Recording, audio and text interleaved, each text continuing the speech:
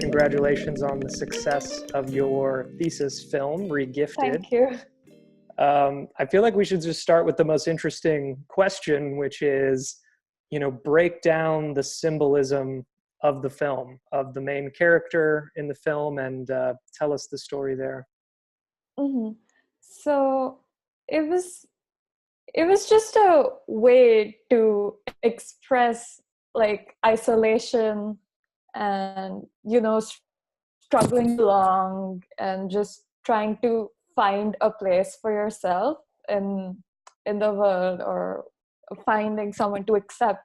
And sometimes we don't put ourselves out there, and sometimes we struggle to see what's special about us and let the perception of others affect ourselves too much.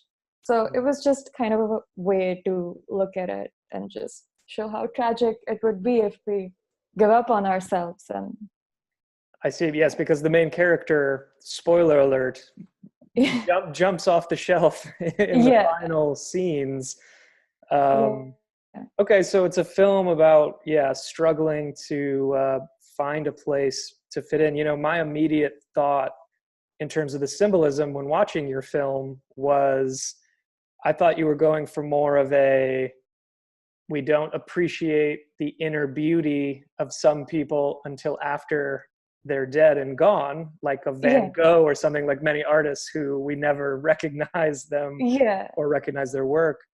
But it sounds more like your angle was just the overall journey of finding a place to fit in. Mm-hmm. Yeah. So why this story? Why did you want to make this film?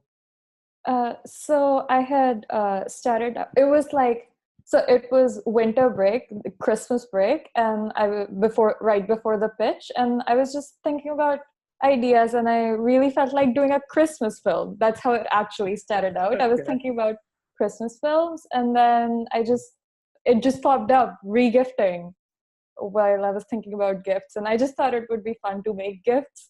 And then Regifted just popped, and then I went through throughout the process. I went through a lot of objects, and then this just fit, and it was special.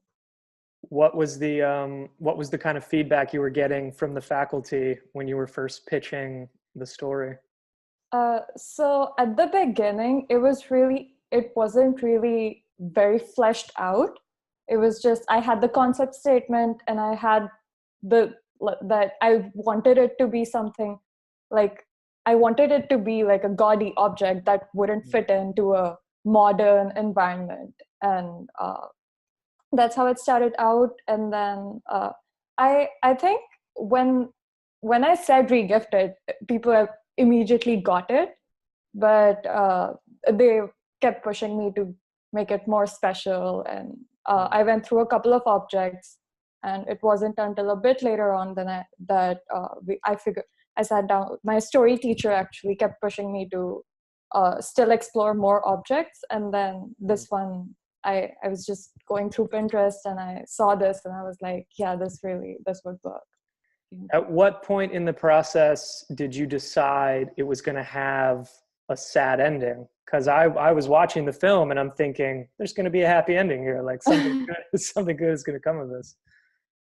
Yeah, it was. I think I was trying to do a happy ending for a while, but it was actually my teacher's suggestion, and it just like fit, like when it was like written down, it just like fit, like it was just like, yeah, this would be really emotionally impactful. And okay.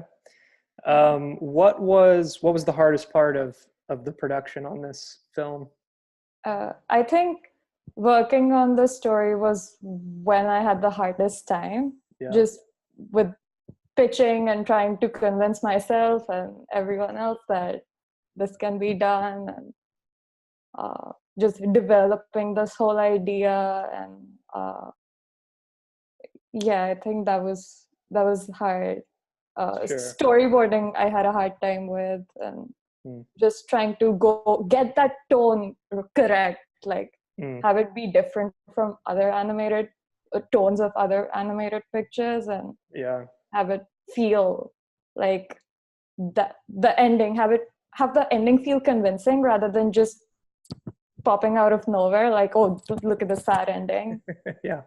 Yeah. So what made you want to attend Ringling? uh, just the quality of work of all the Ringling films. I remember the one film that really stands out before coming here I had seen was Lucky Lou and Jinxie Jenkins. Okay. And I saw I that. remember Like, that, yes, actually. I want to do that. Yeah. Yeah. So you knew before going there that you wanted to be a character animator, or more of a filmmaker? What was your thought about what you wanted to do before you went there? I I I just wanted to learn animation and see how it all worked. Mm. And of course, I love films, so that was also a part of it. What were your favorite films growing up? Growing up, um, Beauty and the Beast Okay, is good one one. of my favorite films ever. Yeah. And then I also loved Princess Mononoke and Ferris Bueller's Day Off. Okay. Not just doing character animation, but basically being a film director and a Mhm. filmmaker, but then also modeling and texturing and lighting, Yeah. storyboarding, and um, it's just so much work. Mhm. But it has to feel incredibly good to be done with it, Yeah. and to have, to win awards. That's got to Yeah. be a great feeling.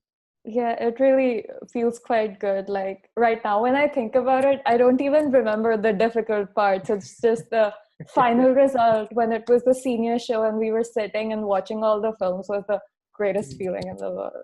Yes. Oh, I'm Yeah. sure. I'm sure. Well, thank you so much for your time. I truly do appreciate it. And best of luck in Los Angeles, and the job search and all of that. And It was really great talking to you. yeah, nice to meet you. See you.